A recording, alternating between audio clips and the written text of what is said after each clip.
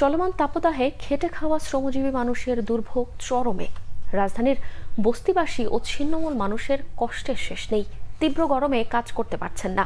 বিদ্যুৎ সুবিধা বঞ্চিত এসব মানুষের এখন তাপমাত্রা কমার অপেক্ষা ছাড়া আর কোনো আশ্রয় নেই। মাইনুল শোভনের রিপোর্ট।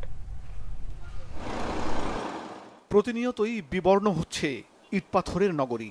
সবুজ উজাড় করে বাঁশ বিছার ছাড়াই গড়ে উঠছে একের পর এক ইমারত।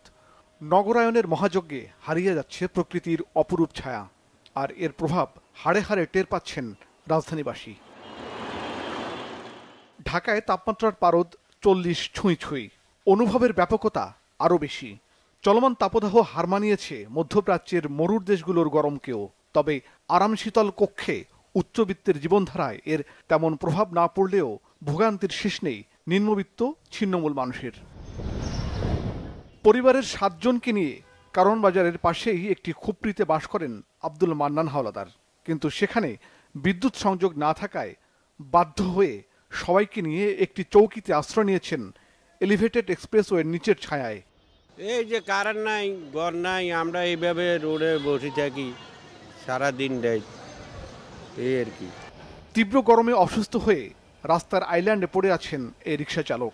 রিক্সার চাকা ঘুরিয়ে চলে জীবনের চাকা, কিন্তু তাপদাহের মধ্যে জীবিকা নিয়ে উদ্বিগ্ন তিনি।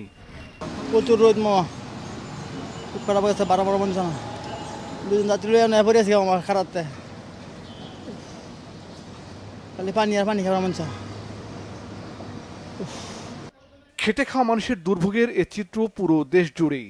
বিশেষ করে রাজধানীতে ছোট ছোট খুপড়িতে কিংবা বস্তিতে যেসব খেটে খাওয়া মানুষ বিদ্যুতের সুফল ছাড়াই বসবাস করেন, তাদের জীবন যেন থেমে আছে। তীব্র গরমে কর্মহীন হয়ে পড়ায় পরিবার পরিজন নিয়ে দুমুঠো ভাতের চিন্তায় শ্রমজীবীদের অনেকেই। অতিরিক্ত গরম, বেতন যায় না, রোদে থামান যায় না, এই যে কিছু মাল থুয়ে আয়ে পড়ছি। কারেন্ট নাই, কোনো ফ্যান বাতাসের কোনো ব্যবস্থা নাই, খুব আগুন একবারে গরম পেয়ে যাচ্ছে, হ্যাঁ যাচ্ছে সারা শরীর, বৃষ্টির মতো ভিজে যাচ্ছে আর কি সারা। যেসব ঘরে কারেন্ট নেই এইসব ঘরে তো মনে করেন আরো অতিরিক্ত জ্বালা যন্ত্রণা। যে নাল্লাই আমাকে একটু বৃষ্টি দেয়, ঠাই আমার একটু শান্তিতে থাকতে পারি। অতিরিক্ত গরম, শীত কিংবা বৃষ্টি যাই হোক, প্রকৃতির বৈরী আচরণে এসব মানুষের দুর্দশা বাড়ে। তাদের অভিযোগ, কষ্ট লাঘবে পাশে পাওয়া যায় না কাউকেই। মাইনুল শোভন, বাংলা ভিশন, ঢাকা।